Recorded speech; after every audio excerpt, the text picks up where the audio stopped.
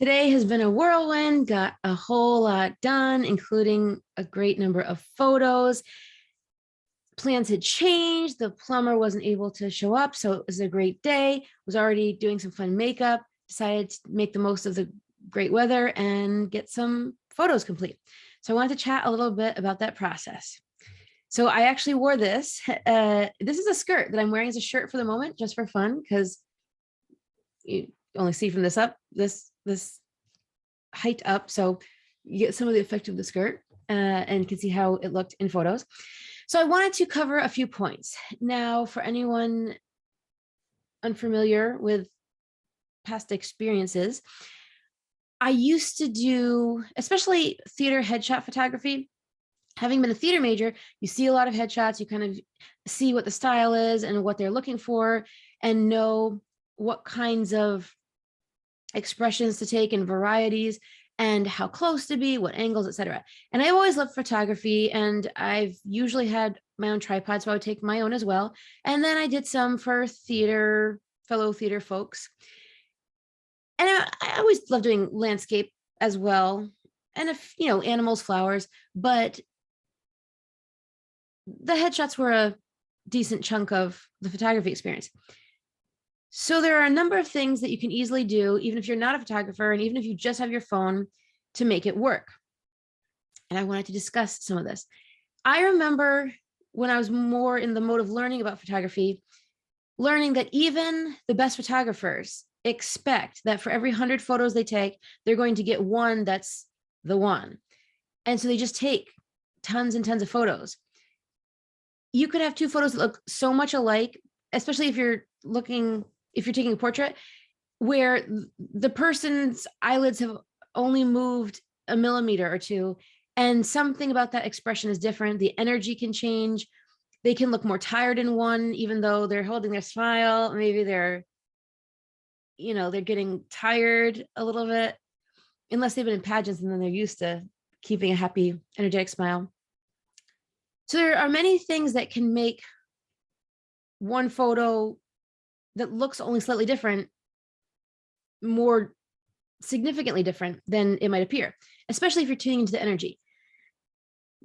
For someone who finds it difficult to make decisions, I have found it so interesting how I can even flip through them pretty quickly and spot the one that has like that va-va-voom, if you will.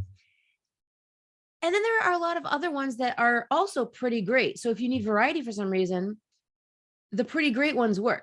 And then there are ones that are medium that can be used for other purposes. And then there are the ones that, compared to candid casual shots, they still are better than average, but compared to these awesome ones, you might not have as much to do with them. But you never know. There could be an application on business cards, on your website. There could be one where you're in like a funny position, and maybe you would never normally do this on a business card, but maybe you're a magician and you want little lightning bolts shooting out of your fingers in a photo, and that's why that one makes sense and works.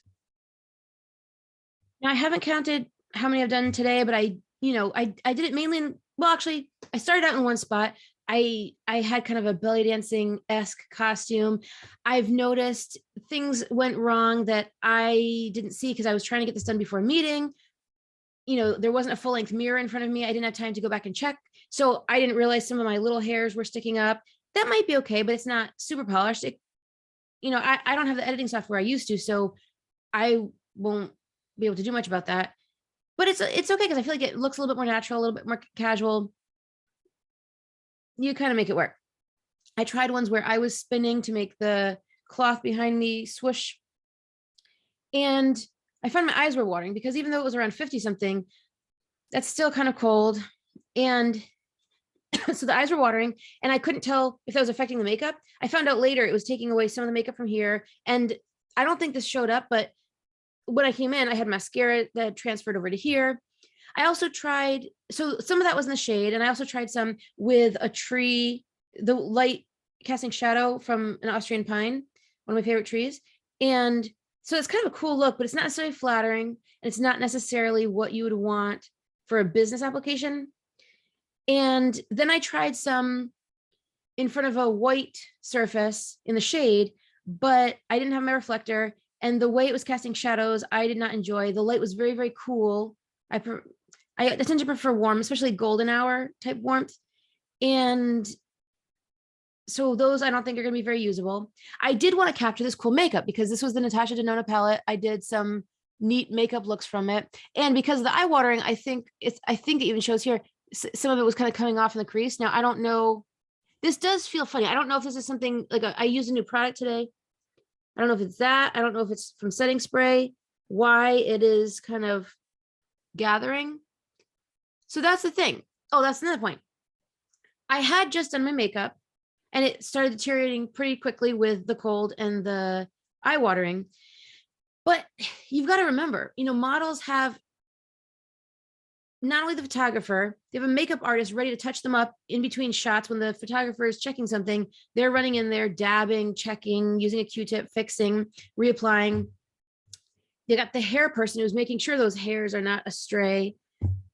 I'm sure they've got multiple other people watching out for, making sure the tag wasn't showing or flipped out, and making sure the sleeve had not ridden up on one side. So a lot of those little things that make the photo not as easy to use instantly, even if your smile is perfect and your head tilt is perfect and your hair looks great, it could have been that your tag was showing, and that would take editing. And if you don't do that, I mean, depending on the application, it could be okay. Probably not for business, more for social. Facebook, hardly anyone cares. You're still going to probably get the compliments if it's a great photo. So these are considerations of why it can be. I mean, I'm glad that I did it in a rush for a number of reasons, to experience that, to get it done, to know that I can just run out and do a few more another day with a different makeup look. But it's also why it's helpful to have someone nearby. I wanted to do some hair flipping photos, and that's the kind of thing that would have been helpful to have someone hold down the shutter. I haven't been able to connect to my phone recently, but that's the kind of thing that would be really helpful for that. I don't think a remote works for that, but that's handy where you set it all up yourself and then have someone just hold down the shutter. So it'll take a bunch and you can whip your hair around. If you've got long hair, like do those shots where you're flipping it out of the water, that type of thing. A lot more options. Whereas even if you just keep using the remote with a timer, you can flip your hair a bunch of times and it might catch it at the wrong spot. So you're not getting it flowing through the air like you would hope. Whereas with the fast shutter, you might take 20 in a row and 3 of them are kind of the way you might want. So that's an option. Plus the person can look out, keep an eye. For example, my coin belts were sliding down and I don't really like the way it looked, and they could look out for that. I've got to look again. I wanted the skirt kind of at my waist, but I want to look at other ballet dancing costumes because this wasn't about, I had the coin belts, but not an official costume. So, does it make more sense to be on the hips? Is that going to cut in since it's got elastic the way, low cut jeans barely even look okay on the models that have very little body fat? So lots of little things that maybe I can crop it because maybe my skin looks nice or my hair looks nice. But that's the thing, since the hair is so long, you're going to see a lot more to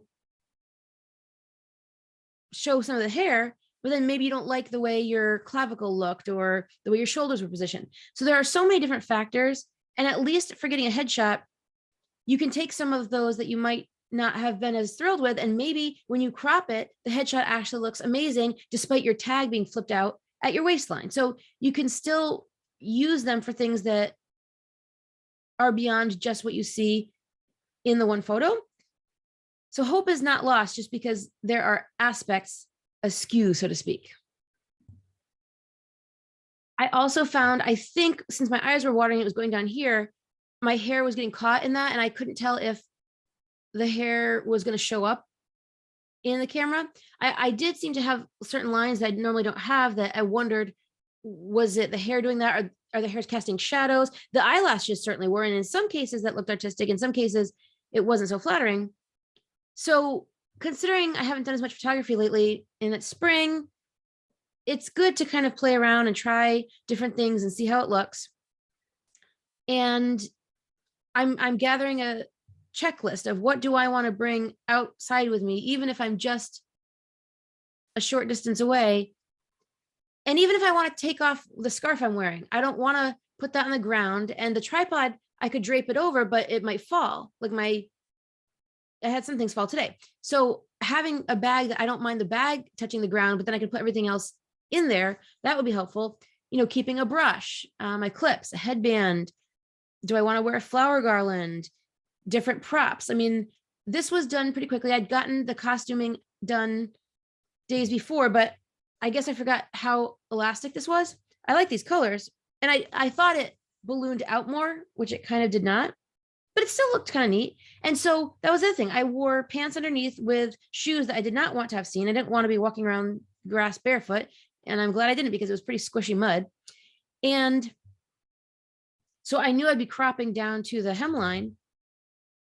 So it turns out I wanted it to kind of balloon out, but sometimes I was in like almost a lunge and I wasn't sure if that would look weird where you could see my knee, but it actually kind of looked neat. And so sometimes the poses you try might feel funny and look great, and they might feel great and look funny, and they might feel great, look great, or look funny, feel funny, look funny, feel funny.